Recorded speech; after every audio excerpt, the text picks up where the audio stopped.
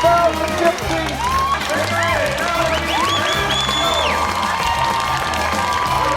At 5:87, there's a runner staggering on the final straightaway. George Frazier! If he finishes, he does it! Frazier wins the shirt, the last shirt! Hi, I'm George Frazier, and that was me winning the first of my 6 black shirts. I believe that was 1985, and I'm the host of a video that's going to plumb the depths of Russ Kiernan's mind about everything that's great about his training methods and his theories about the Dipsea.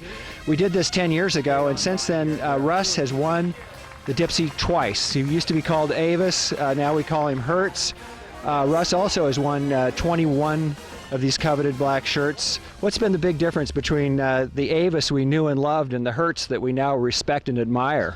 Well, I've gotten older and I run faster. I run like hell from start to finish, but there are a few new wrinkles, and we'll talk about those later.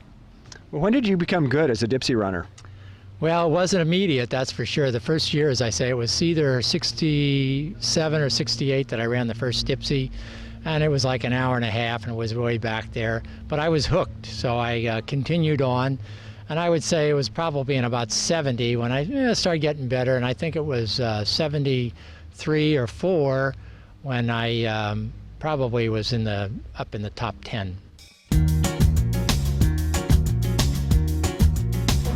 Well, our runners are taking off from downtown Mill Valley. Russ, what's your thought on early pace as you leave the square?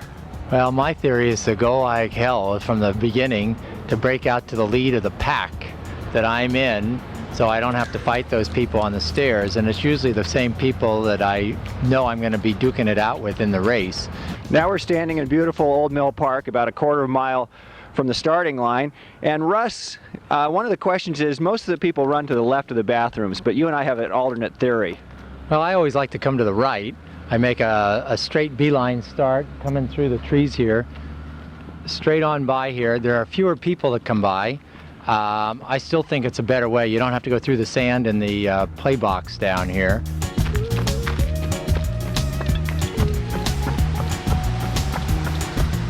We're standing at the bottom of the infamous Dipsea stairs. There's 676 steps.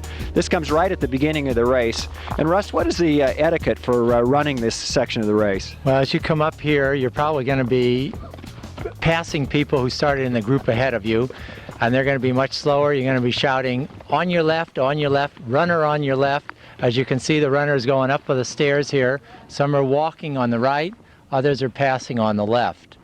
Many of the famous people, Leslie, Christy Patterson, Christy, John Blecka, and Florencia. And even coming up here, I see Mike Hoy, and even behind him is a famous race announcer. It's a race announcer, Barry Spitz. Let's we'll see. grab Barry.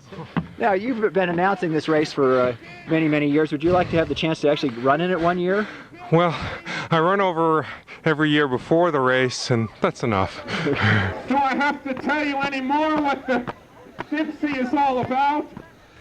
The way I come up the stairs here, Russ, is I get over on this side and I just pull myself up with both hands on this railing as I'm walking as fast as I can. What's your theory? Well, if I can, I'll do that, but it's usually by this time I've caught quite a bit of a crowd of that first group, or maybe even 2 groups that have been ahead of me.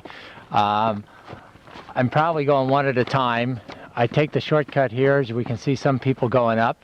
Others are going all the way to the top.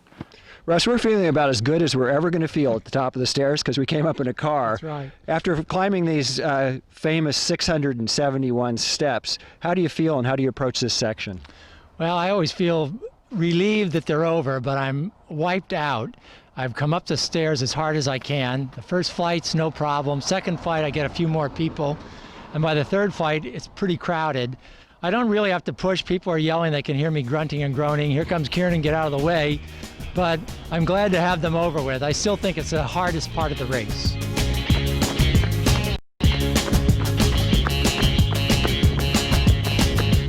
We're standing at Flying Y Ranch, which used to be home to a lot of horses, and it's now the home of a bunch of million-dollar houses, sort of a typical Marin County development.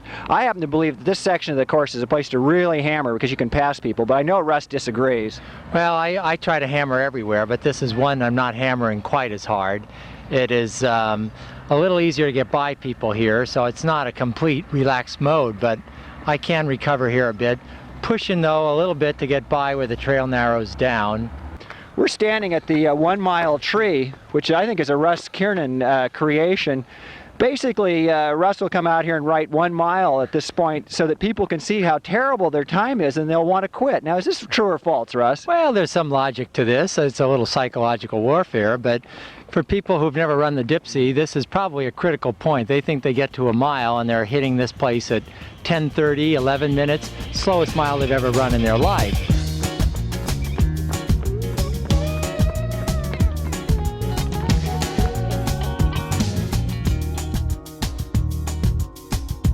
Shoes are very important. Next to a pair of fast socks, I think that having a great pair of shoes is important. Melody, tell me about the shoes that you're holding. These would probably be my favorite shoes as far as the Dipsea is concerned. I've actually gone up a size now, but I really think that they are very good. This is a pair of Nike Air Pegasus Racer. It's a pair of shoes I've had since the early 90s. And when it came time to run the first Dipsea, my first Dipsea in 1992, I had no idea what shoes I should wear. But I thought it would be important to have something with a little bit of a waffle sole. These, the tread is very, very good. I like the last and I like the way they curve around. I think that suits my foot very, very much. I also wanted a lightweight shoe because I didn't want to be carrying extra weight up the hills. Russ is holding 2 pairs of 1982 Nike Elite Classics.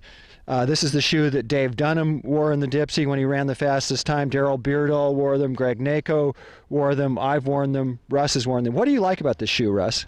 They're light, and they have a good waffle sole. I think it was the first of the waffle soles that still has good grip on it. And I think it gets to be a psychological thing after a while. You think you have to run in light shoes. I never train in these. I do run road races once in a while in them, but I train in a heavier shoe with a waffle sole. These shoes are no longer available, but for those who want something somewhat like it, you can buy the Nike Waffle Racer. I mean, I do go to Arch Rival, and Case or whoever's there helps. What we try to do here at Arch Rival is address the variety of foot profiles. So some people overpronate, some are neutral.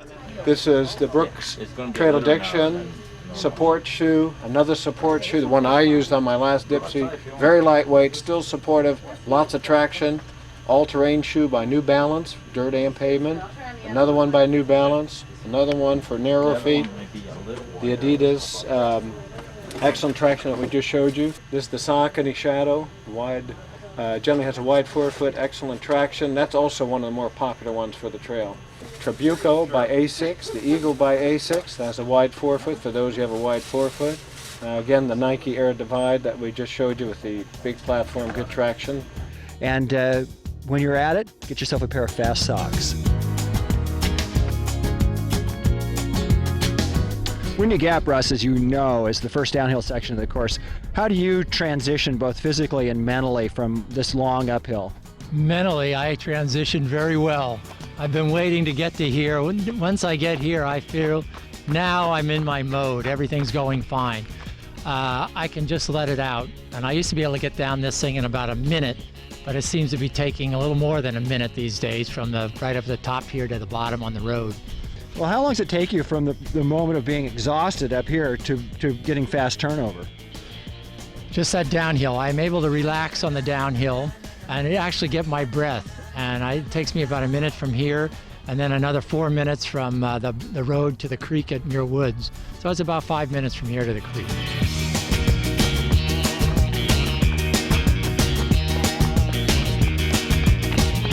We're standing at the bottom of Hockey Hollow, which was named after Jerry Hockey, the race director, who spent many, many hours working on this section of the trail. And this is a dangerous section. We see Ron Raymer here for the first time. He obviously taken some sort of shortcut. Russ, what's your theory on this section? Well, this is a section where you need to keep your concentration 100%, or you're going to be down on your face or even down on your butt, as we see Duncan coming by down there. Race morning, that can be very slick in there because it's probably been foggy the night before.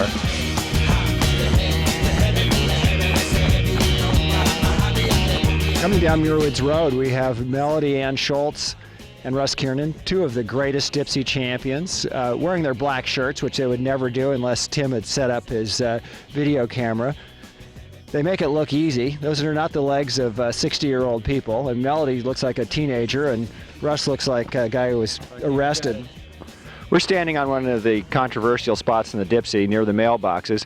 We used to run down here on the old Suicide where Russ was a demon, and now we're over here on the Rangers Trail. Tell us about this section, Russ. Well, this is a section where, again, you want to push very hard to get in here. I certainly miss the old section, but this section is one you go 2, 3 at a time. It's kind of dangerous, but it's thrilling.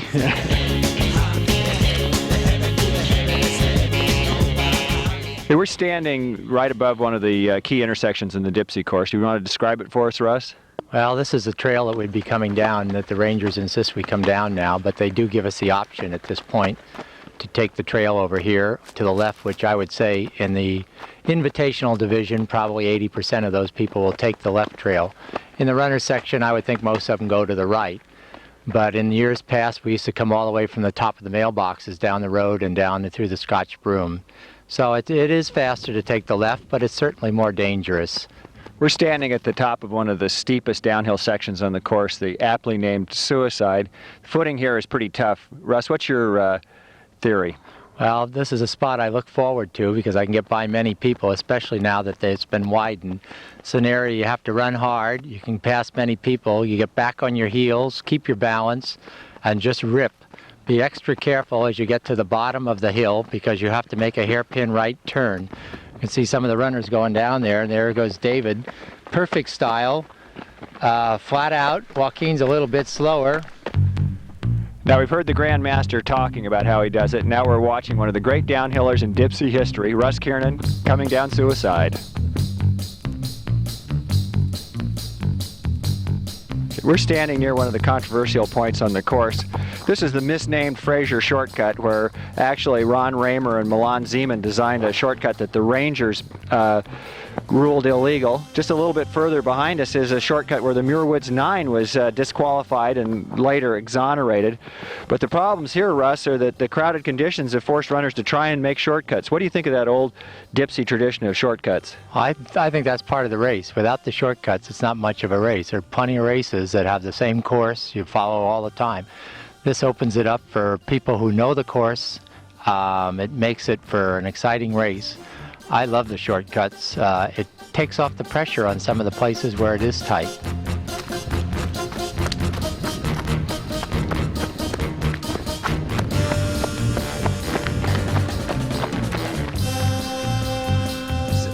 Russ, one of the things I wanted to ask you about were the other Dipseas, the double Dipsea and the quad Dipsea. They're nothing compared to the Dipsea. I consider them both easier, which some people probably say, how could that be? But the double has always just been, you know, it's so much more relaxed going into it. I don't fret about it, just go out and win it. With my 10 wins, I've had pretty good success with it. And I think the years I didn't win it, I didn't run it. And with the quad, this year's quad went very well. I did it sanely rather than going out at a 60-minute pace like I did in the first times I ran it 15 years ago or so.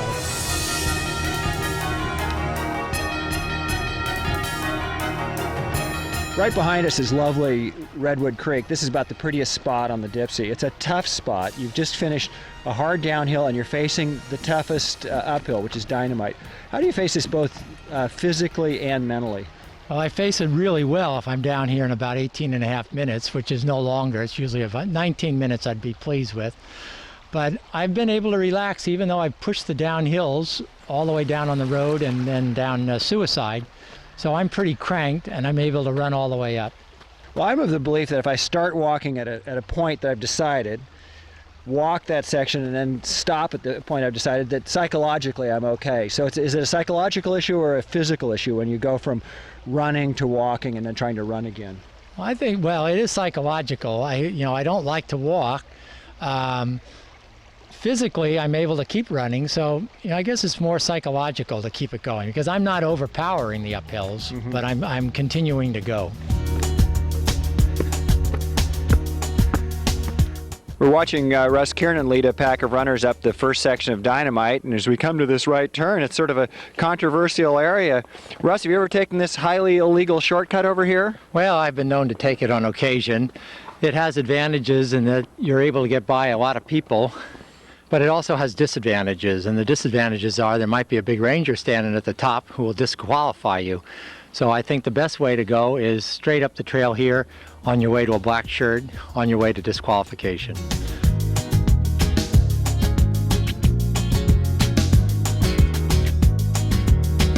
We're standing near the top of Dynamite, and this is one of the most exhausting sections of the race. Russ, what do you suggest as sort of a mental view of going up the Hogsback after this tough climb? Well, this is a place you're starting to feel pretty good. You've passed a lot of people, so you're geared for it.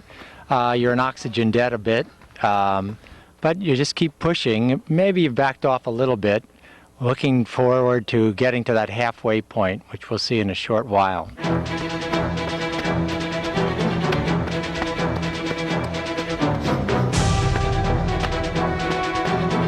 We're standing on one of the key sections of the course where the Hogsback opens up into the Fire Road section, and I'm of the belief that if you don't run this hard, you're not going to have much of a Dipsea. What's your theory here, Russ? Well, my theory is to go hard from start to finish, so I would be pushing all the way, especially up this part. No more traffic problems. It's wide open trail. You've got nothing to do but just crank it out up to the top of Cardiac and fly to the finish. We're standing out here in the sun on the middle of the Hogsback, and at one of the intersections in the race where some people might go up the Fire Road, and most of the people would go to the left on the trail. I prefer the Fire Road because it's pretty crowded when I get out there, but I know Russ goes on the trail. Well, that's what I said. It's usually freewheeling from the top of Dynamite, and as you open up, but it is a lot easier on the trail here. I think it's still a little bit faster, but I don't have any problems with getting by people. We're looking at Halfway Rock, which is out in the middle of the Hogsback. And this is just before one of the last uphill sections of the Hogsback, and it's pretty much flat the rest of the way to the rainforest. Now, why do they call this Halfway Rock, Russ? Well, I think it's probably halfway in the race. It probably isn't halfway distance-wise, but it's halfway time-wise.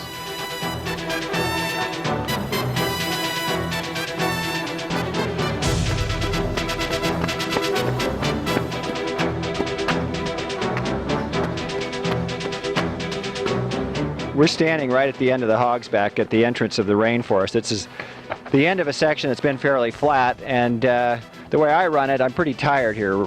Do you try and recover in the rainforest, Russ? A little bit. This first part has that slight downhill, 30, 40 yards. You get a little recovery and start pushing. It is nice to get into the shade if it's a sunny day, but if the fog's been out, it's going to be muddy and slippery through the rainforest, so you have to watch your footing.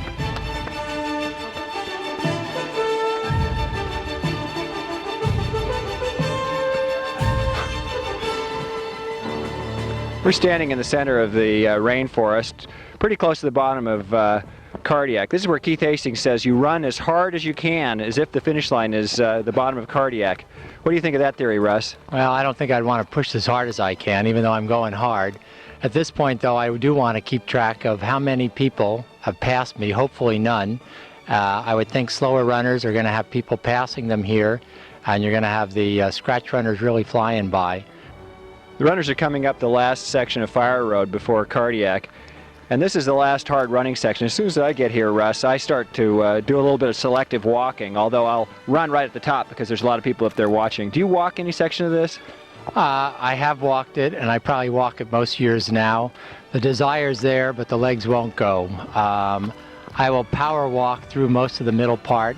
When I get to the top, I'll push up onto the top where the people are. Certainly don't want to walk up the last 30 yards.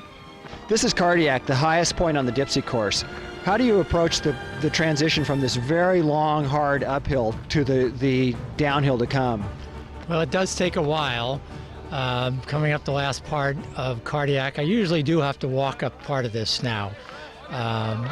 Probably the middle part I walk, and then I get running for the last part. As I say, I always want to be running as I peek to the crowd.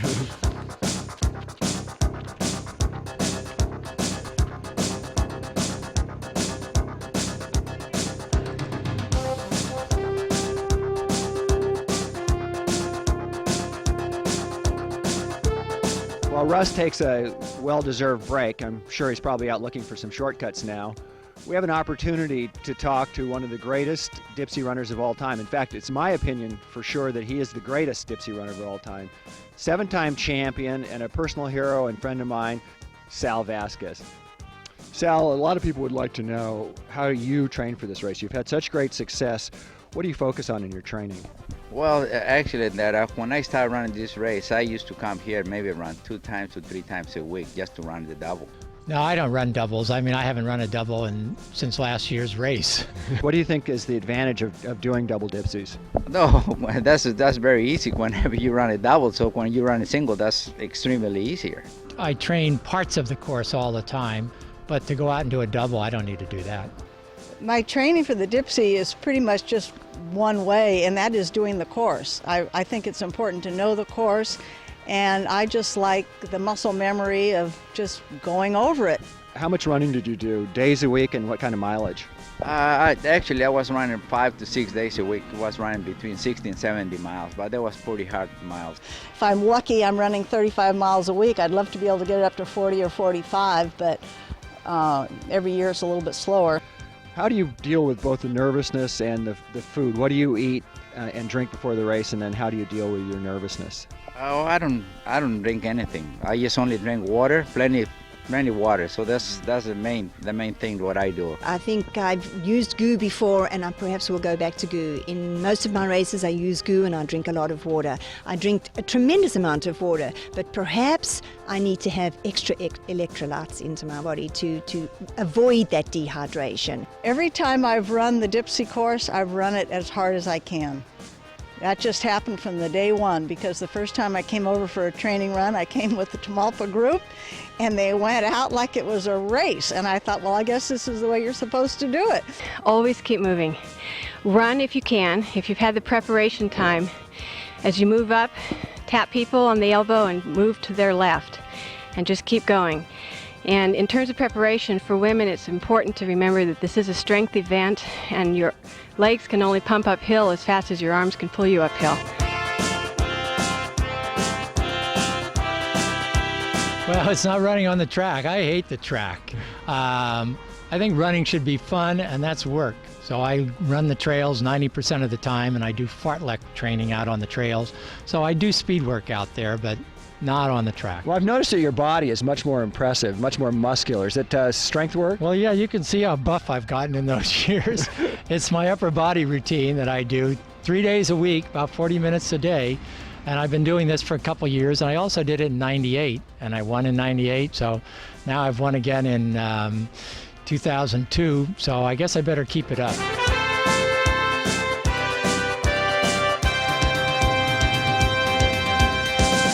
Just below Lone Tree Spring, the trail narrows from a fire road down to a single track.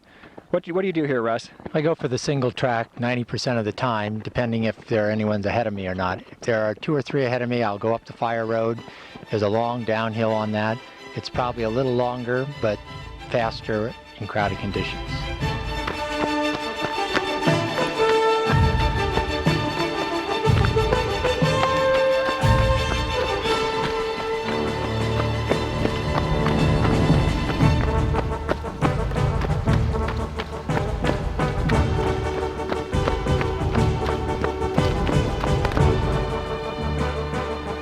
Runners coming down Lone Tree Fire Road will have a choice right here below our camera position of continuing on the Fire Road, which is good for the people who have great leg speed, or cutting on the Dipsea Trail, which is good for people who like to dance around little rocks. I usually stay on the fire trail. Gives me more room to pass if there's anyone out there getting ready to go into the narrow part of steep ravine.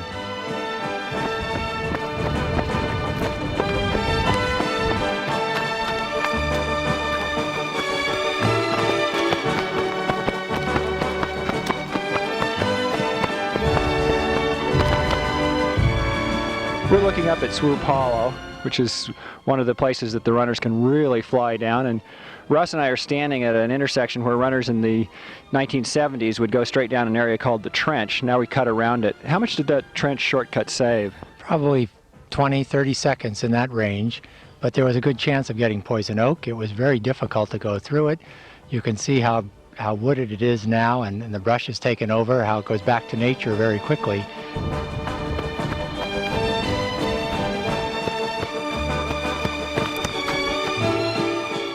This steep corner is the beginning of steep ravine. A few daredevils might shoot down the side and cut this corner. What do you do, Russ? I do shoot the corner, and it's a time saver. But also, as I get down right in 10 yards from here, it's a place where I took my worst fall in the Dipsea, and it's a very easy place.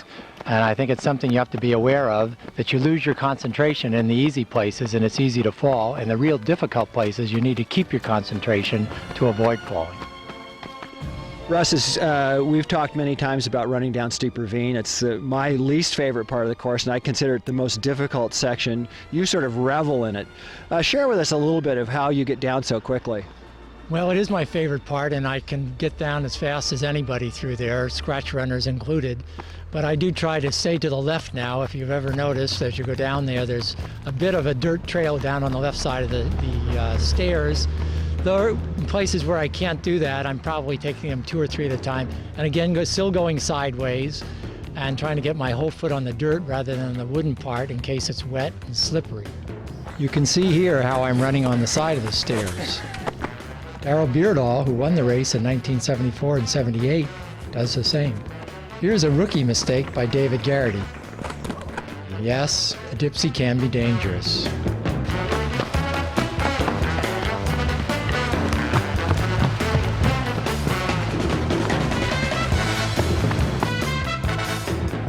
The bottom of Steep Ravine, below the bottom of Insult, is one of the prettiest spots on the Dipsea course. Also one of the toughest. It's a checkpoint. What kind of time is good here, Russ? If you got here at 45, you'd be cooking. You'd be on your way to easily a black shirt, probably the top 10. Insult Hill, the last steep uphill on the Dipsea Trail, named by Don Pickett, is a lot steeper at the bottom, and it levels off a little bit near the top. I like to go easy at the bottom and hard at the top. What about you? Well, I've run the downhill, really pushing it, coming down steep ravine. I do try to run the whole hill.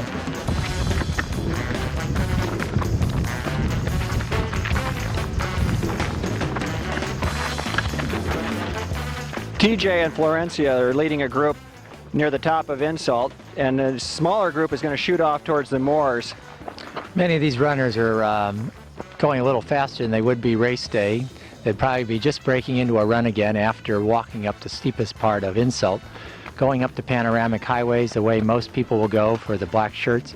Heading over the moors will probably be the way we'll have to go in the future. I'm sure the rangers will want us to stop using the roads and the shortcuts. This is the top of the first shortcut on Panoramic Highway after Insult. This is one of 2 major shortcuts here. What's your theory, Russ? Usually I'll go in this one.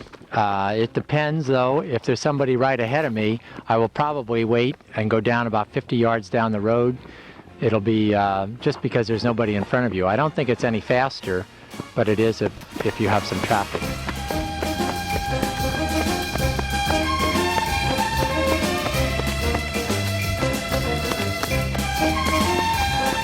This is the bottom of the first shortcut.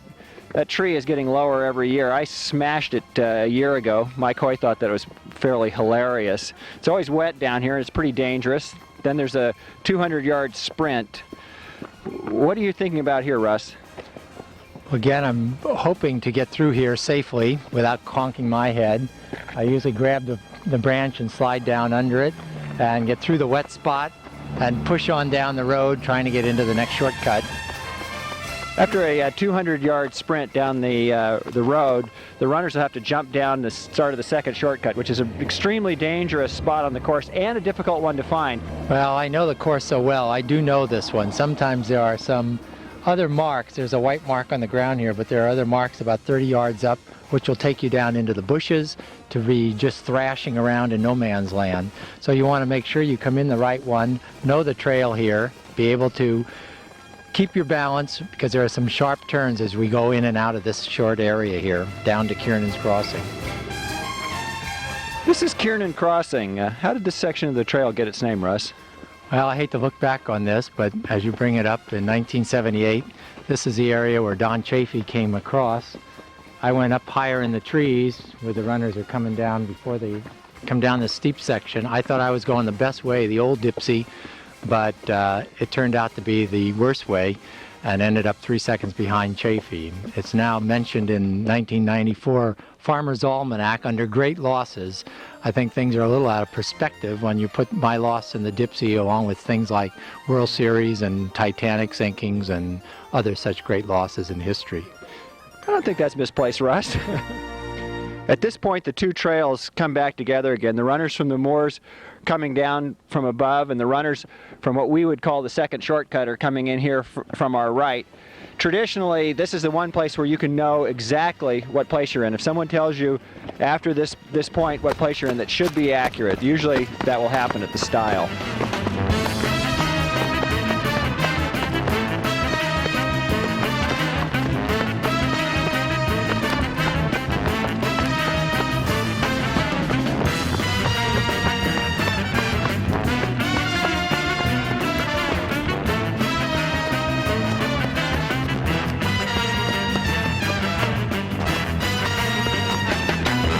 This is the stile, one of the most dangerous spots on the Dipsea course. You have your choice of putting your foot on it, jumping over it, stopping and getting over it any way you can. What do you do, Russ? My theory is to step on it and keep your concentration so you don't fall. As you can see, it's pretty steep coming down that. But everyone, as you say, does have their own theory on going over it. I think most of them step on it and then go down. Normally we'd be coming down this driveway, but today our runners are approaching from a little bit different angle. This is a point in the race, Russ, where there's a lot of people yelling and screaming, and one year I finished, I didn't hear a thing. I didn't even hear the announcer. I was running so hard. Do you notice that, Russ? Well, yeah, I do. The adrenaline's going so high, and you know exactly where you are, and hopefully I'm in the top 10 at this point, trying to hold off any runners who are coming and pass anyone who may be ahead of me. But you hear your name and you hear the yelling and screaming, but you're so focused, you don't hear much, and you don't identify any individuals, that's for sure. We're watching Christy Patterson recreating her 1987 Dipsea victory, sprinting towards the finish line.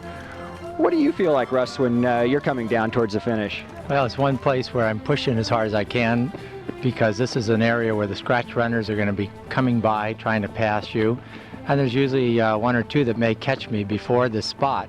So it's a time to push on through. You hear the crowd yelling. It's hard to tell who they are, but looking forward to being at the finish. And I see was Christy coming down in '87. I know that was one year when we ran up to the start. I told her this is a day I think either one of us can win this race.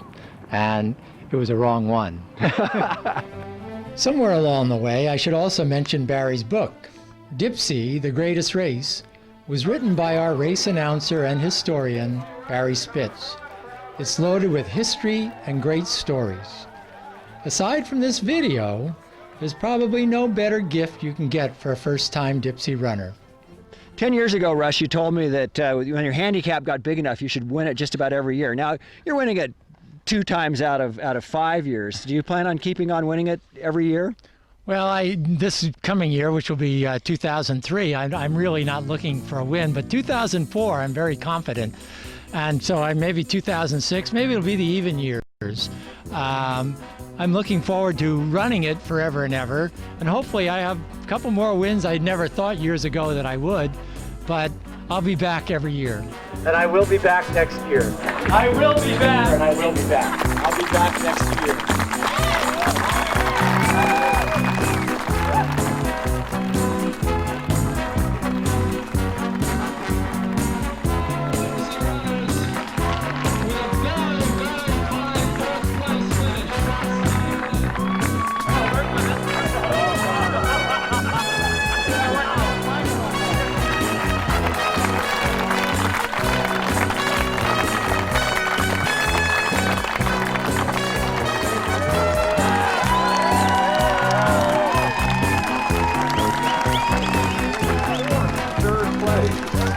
Russ Kiernan.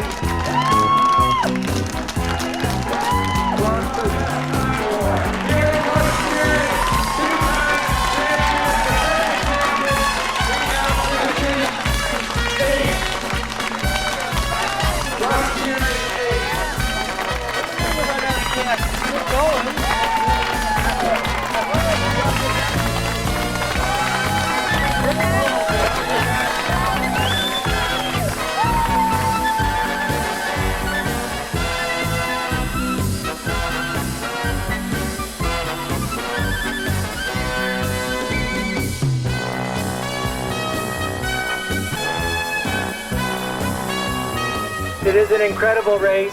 I always say to have this many people out here, it is Mike, an all-time commitment. Start tomorrow for next year. People say, well, how long do you train? I say, well, tomorrow's the 12th of June. That's when I start for next year.